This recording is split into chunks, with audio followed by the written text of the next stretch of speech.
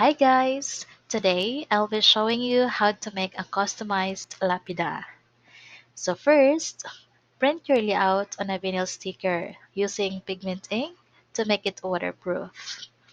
Then you need a 40 by 50 centimeter center board, 3 mm yung thickness. So ito yung pinaka main board na didikitan mo ng vinyl sticker. And also you need a 40 by 50 centimeters transparent acrylic sheet. 3 mm then yung thickness niya. So ito yung pinaka-pang-cover mo sa layout to give your lapida a classy look.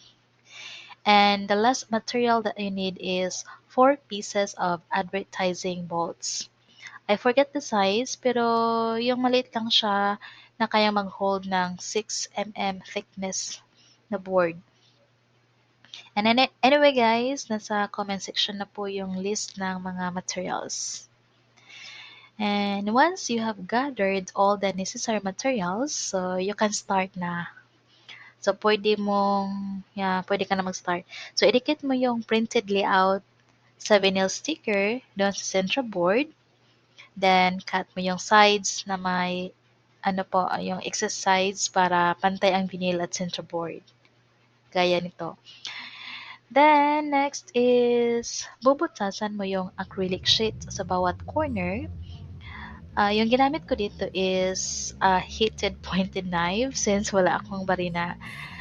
Pero para pantay siya, pwede rin ipatong mo yung acrylic sheet sa central board at gumamit ka ng barina. So, para-paraan na lang. So, yung pagbutas.